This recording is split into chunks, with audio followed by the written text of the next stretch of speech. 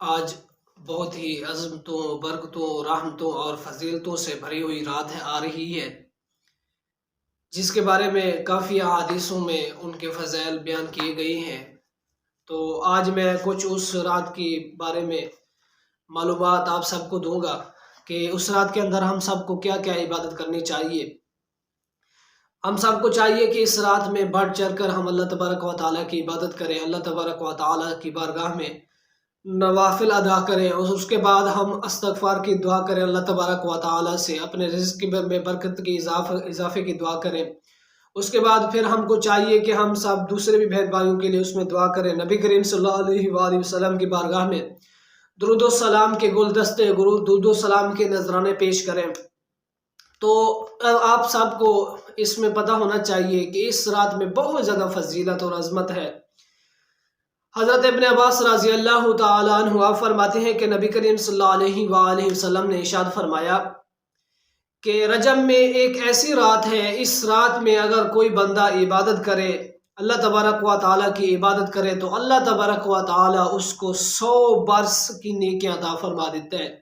مطلب کہ اللہ تبارک و تعالیٰ کی بارگاہ میں آ کر کوئی بندہ اس رات کے اندر عبادت کرے تو اللہ تبارک و تعالیٰ اسے 100 سال کی نیکیاں عطا فرما دیتا ہے۔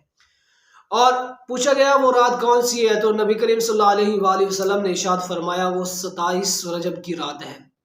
مطلب کہ ابھی جو آج آنے والی رات ہے وہی رات۔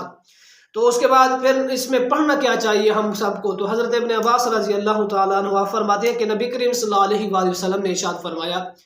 جو بندہ بھی اس رات کے اندر 12 رکعت نماز نفل ادا کرے 6 سلاموں کے ساتھ، مطلب کہ 2 رکعت نماز کر کے پڑھے،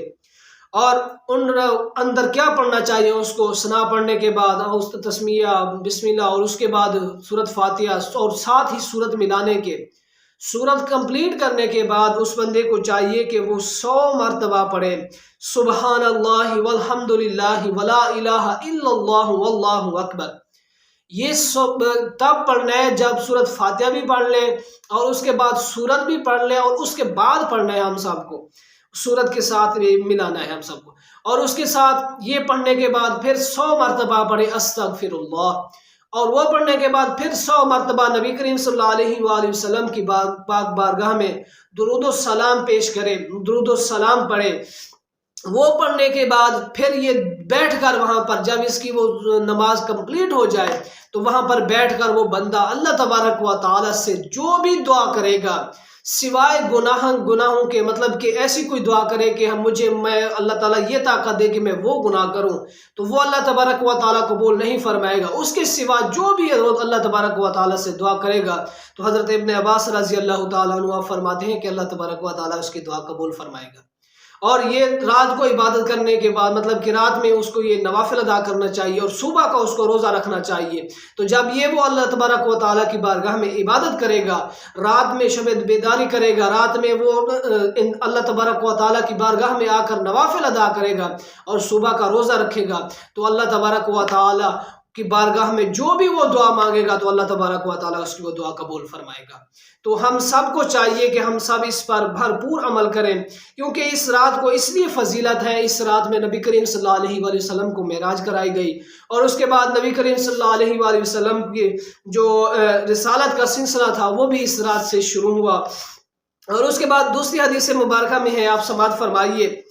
نبی کریم صلی اللہ علیہ وآلہ وسلم نے ارشاد فرماتے ہیں کہ جو بندہ اس رات میں مغرب کی نماز کے بعد، کس نماز کے بعد؟ مغرب کی نماز کے بعد 12 رکعت نماز نفل ادا کرے اور 6 سلاموں کے ساتھ، مطلب کہ یہ بھی 2 رکعت کر کے ادا کرے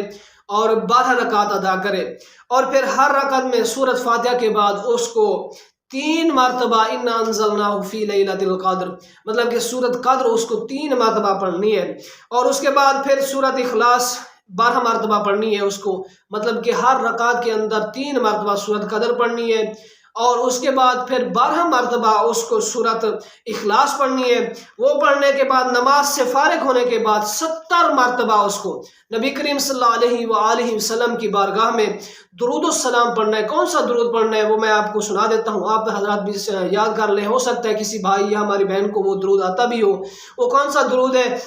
अल्लाहुम्मा सल्ली अला मुहम्मदिन नबीयिल उम्मी व अला आलिहि व अस्हाबिहि वसल्लम। तो ये वाला दुरूद शरीफ पढ़े, फिर उसके बाद सजदे में जाकर 70 मरतबा, मतलब कि नमाज से फारिग हो गया, ये बैठ कर दुरूद शरीफ पढ़े और उसके बाद फिर सजदा करे और सजदे में जाकर वो ये दुआ मांगे अल्लाह तबारक व तआला से। क्या दुआ मांगे? सुब्हुन कुद्दुसन रब्बुना व रब्बुल मलाइकति वर्रूह। और ये पढ़ने के बाद फिर सजदे से सर उठा ले और 70 मरतबा, कितनी मरतबा? 70 मरतबा अल्लाह तबारक व तआला की बारगाह में ये दुआ करे कि रब्बिगफिर वरहम व तजावज़ अम्मा तअलमु फ़इन्नका अंतल अलियुल अज़ीम। फिर ये पढ़ने के बाद दूसरा सजदा करे और अल्लाह तबारक व तआला से दुआ मांगे। तो नबी करीम सल्लल्लाहु अलैहि वसल्लम इरशाद फरमाते हैं कि जो बंदा भी अल्लाह तबारक व तआला से जो भी नेक दुआ मांगेगा तो अल्लाह तबारक व तआला उसकी दुआ को कबूल फरमाएगा, उसकी दुआ को रद्द नहीं फरमाएगा। दूसरा हदीस मुबारका में आता है कि जो बंदा भी 27वीं रात, मतलब कि जो आने वाली रात है 27 रजब की रात में, अल्लाह तबारक व तआला की बारगाह में आकर सर पर सुजूद होगा, अल्लाह तबारक व तआला की बारगाह में इबादत करेगा और सुबह का वो रोज़ा रखेगा, तो फिर अल्लाह तबारक व तआला उससे 6 माह रोज़े रखने, 6 यानी कि 6 माह इबादत करने का सवाब अता फरमा देगा। तो ये सब फज़ैल हैं इस रात के अंदर इबादत करने के। इस रात के अंदर हम सबको चाहिए कि हम सब बढ़कर, एक दूसरे से बढ़कर अल्लाह तबारक व तआला की बारगाह में इबादत करें, अल्लाह तबारक व तआला की बारगाह में अपने सरों को झुकाएं, क्योंकि आज का जो पुरफितन दौर चल रहा है इसके अंदर हम सबको ज़्यादा से ज़्यादा अल्लाह तबारक व तआला की बारगाह में रुजू करना चाहिए। ज़्यादा से ज़्यादा हम सबको नेक काम करना चाहिए। याद रखिएगा, खुद भी नेक काम करें और दूसरे बहन भाइयों को भी उस नेक काम के अंदर याद रखें। मतलब कि आप नमाज पढ़ने के लिए जा रहे हैं, घर में 5 भाई हैं, तो एक अगर नमाज पढ़ने के लिए जा रहा है तो उसका हक बनता है कि बाकी भी 4 को नमाज के लिए लेकर जाए, उनको डांटे, उनको कहे कि भाइयों, पहले प्यार से कहे उनको कि चलो नमाज पर चलते हैं, फिर प्यार से ना मांगे तो उनको डांट कर ले जाए। तो इसी तरह कोई अगर आपके दोस्त अहबाब हैं तो उनको भी आप इस नमाज की तरफ लेकर आएँ, दीन की तरफ लेकर आएँ, उनको सिखाएं ये चीज़ें। और घर में कोई हमारी माएँ बहनें हैं तो जो उनकी सबसे बड़ी बहन है उसको चाहिए कि वो अपनी दूसरी बहनें को सिखाए। पहले तो वालदा को चाहिए कि वो अपनी सब बेटियों को ये चीज़ें सिखाए। तो इस पर आप सब ने बहुत ज़्यादा अमल करना है और इसको ज़्यादा से ज़्यादा शेयर करना है सवाब की नीयत से, कि ताकि जितने भी हमारे भाई हमारी बहनें इसको सुने, इस पर अमल करें, उनकी भी आखिरत बन जाए, उनकी भी आखिरत संवर जाए और हमारी भी आखिरत संवर जाए। अल्लाह तबारक व तआला अमल की तौफीक अता